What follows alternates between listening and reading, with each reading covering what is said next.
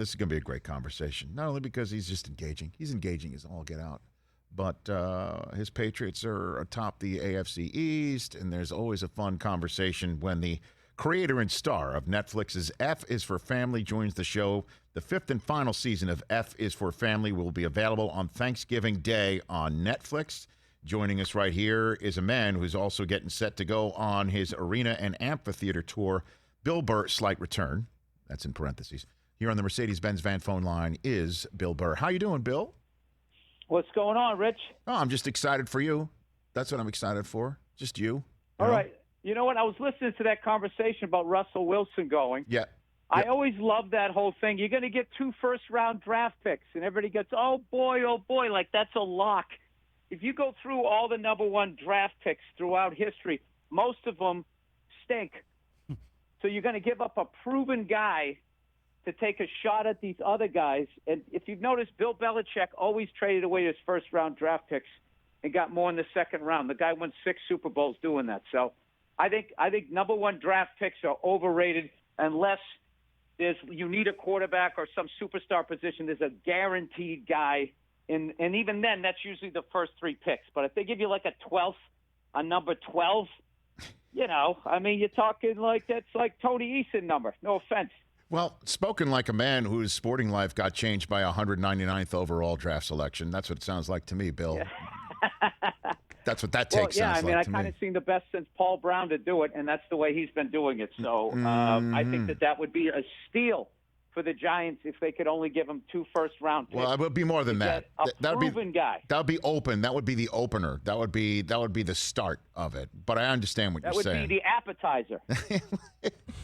Yes, it would definitely be the mozzarella sticks of that deal. Yes. There's no question about that. Exactly. Okay. Or unless... All right. I didn't realize there was an entree. By the way, yes. In this country, people got to stop calling the first dish an entree. No, the main course an entree. Sorry. Why is that? Well, entree in French means the beginning. That's the true. Entree is the beginning. Yes. So we screwed that up. So we go, what do you want for your entree? And it's like, I'll have a steak. It's like, yeah, no.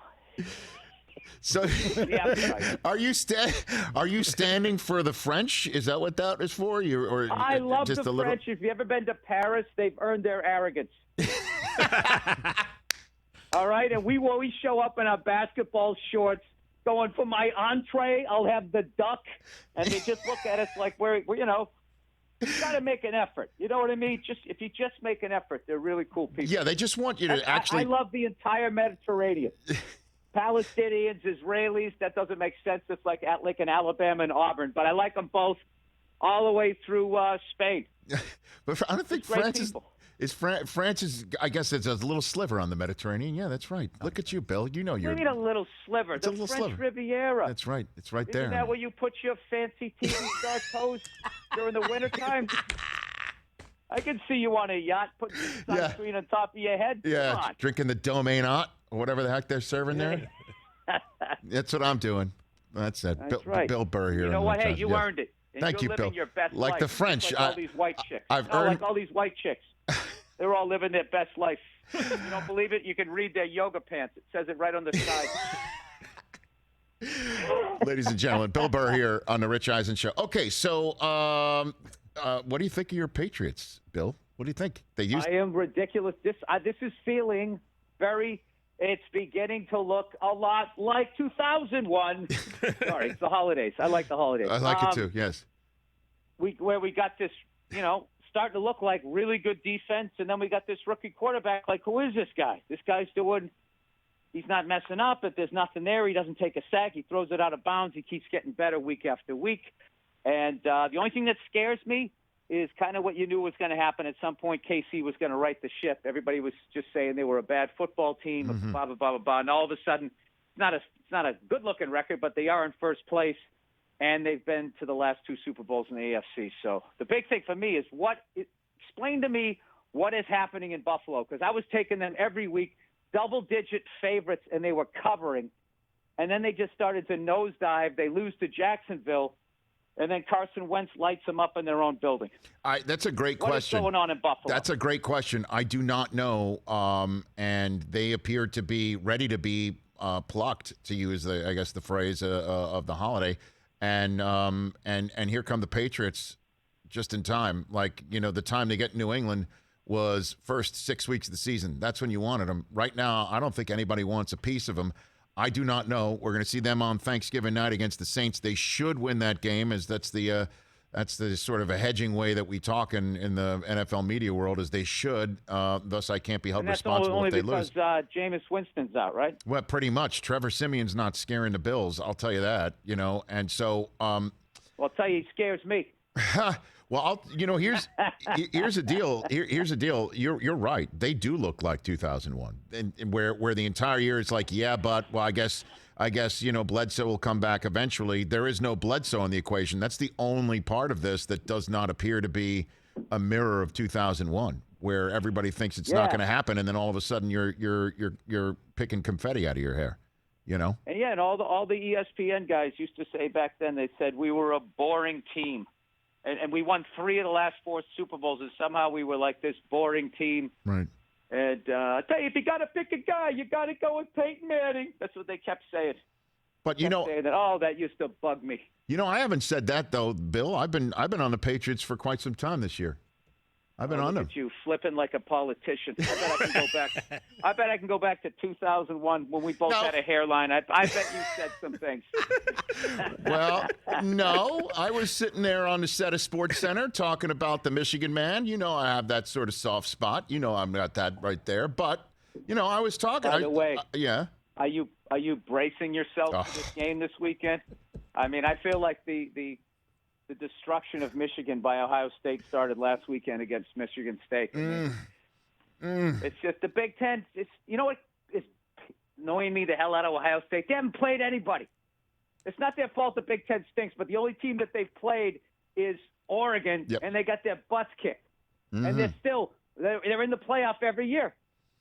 There's no consequences to their actions. It drives me nuts. So walk me through, because you are a Michigan fan, Bill. I know that. Yeah, this is completely unbiased opinion here. Of course. So you're a Michigan fan. Walk me through where are you watching the game Saturday? What are you going to do? Because I'm basically locking myself in a room on Saturday. What's your way of going about it? Well, what I usually do is I have a bunch of Michigan fans out here, but with all the COVID stuff, I don't know what I'm going to do. I usually try to. I got 2 kids, 4 and under, so I try to watch as much of the game as I can before they say to put on, Sophie or was it Bluey? As long as it isn't that one with that stupid little, I don't know what it is, the dog. Which dog? The puppy dog pals? You got a problem with the puppy dog? No. I love puppy dog pals. Okay. It's like a guy, a high energy guy. And he's saying stuff, and then there's like this dog that's, no matter what he says, he goes, pa, pa, pa, pa. He has to react to everything. It's like, you ever just like nod your head? He comments on everything the guy's saying, and after a while, it just makes my... Are you referring to Blue's Clues? Bill? Yes.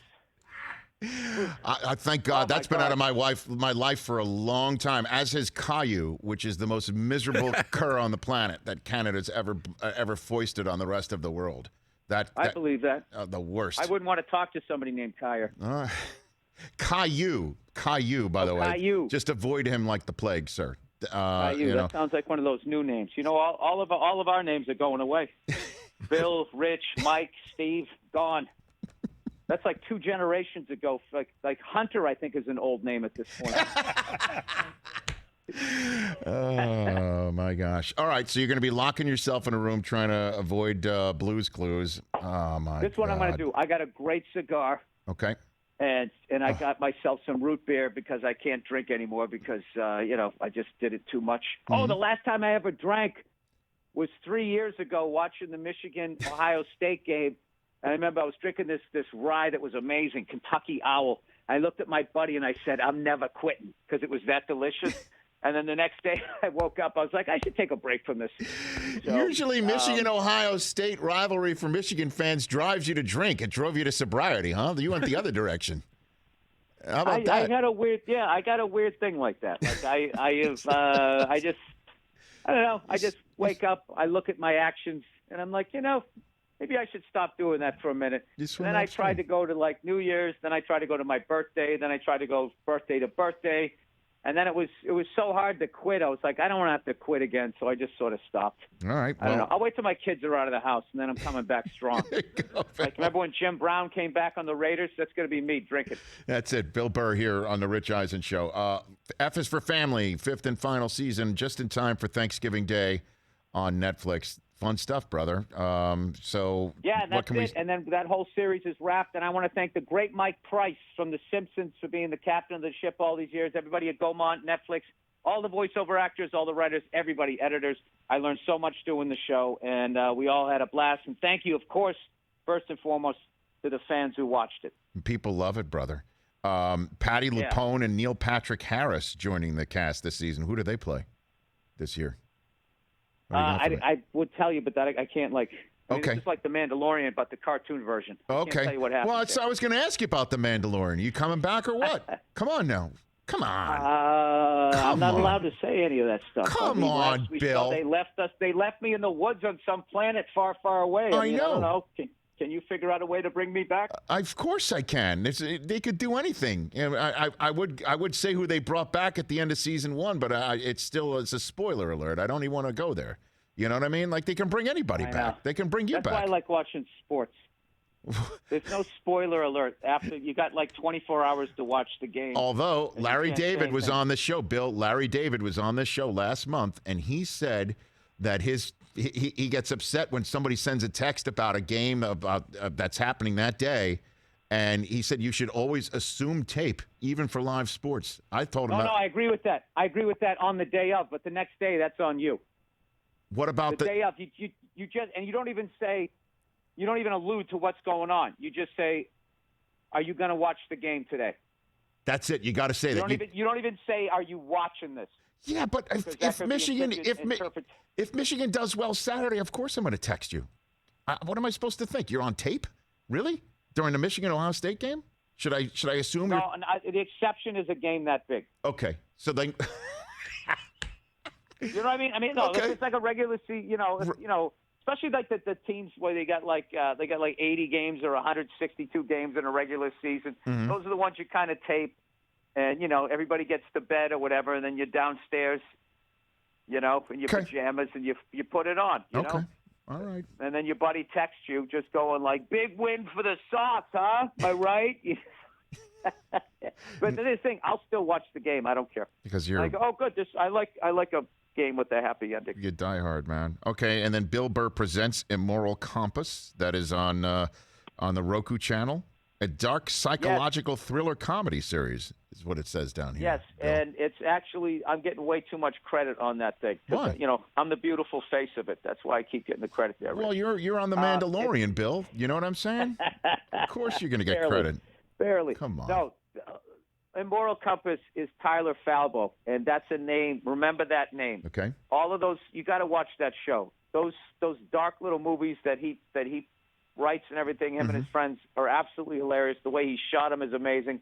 You got to see Vince Vaughn and Bobby Lee on screen together. Oh, fantastic.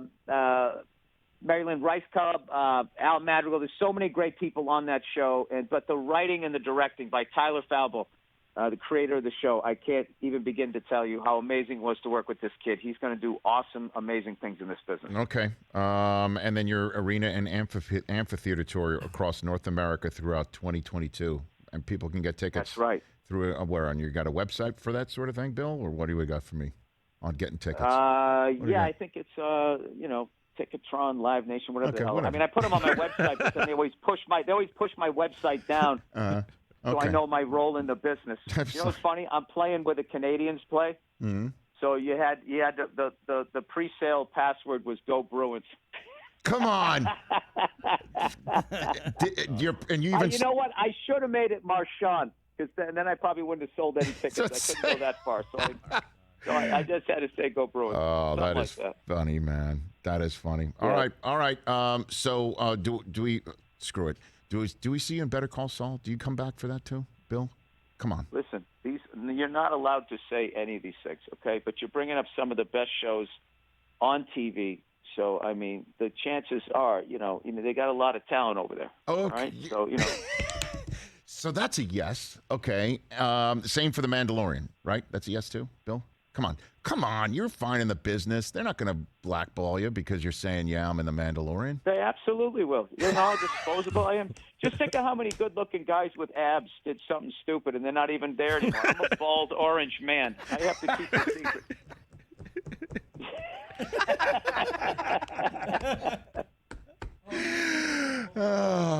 What do they got against bald orange men in the business who talk about their projects that are popular? There's a stereotype, but it's never been brought up. All these fat women they can complain, but I can't complain. All right, Bill Burr, have a great Thanksgiving. I'm going to text you on Saturday. How feminists act like as a man you can be like completely out of shape and be a movie star. It's like, no, you're either the fat guy or you're in shape. Every agent has always told me that. Like, what are you doing, buddy? You're going to be 300 pounds or you're going to be in shape? But you're doing great, Bill. You're killing it right now. You're killing it. I mean, you've been in some of the best stuff of all time, and you're going to be in The Mandalorian again, and we'll look forward to seeing you Better Call Saul. All right. And you're going to be in the huddle for the Los Angeles Rams. Who knows? They're getting everybody. So I look forward to that. No, that would be the Lakers. Uh-huh. The Lakers look like the cast of, what are those Stallone movies there? Oh, the Expendables? Is that what you're saying? Expendables. Yeah.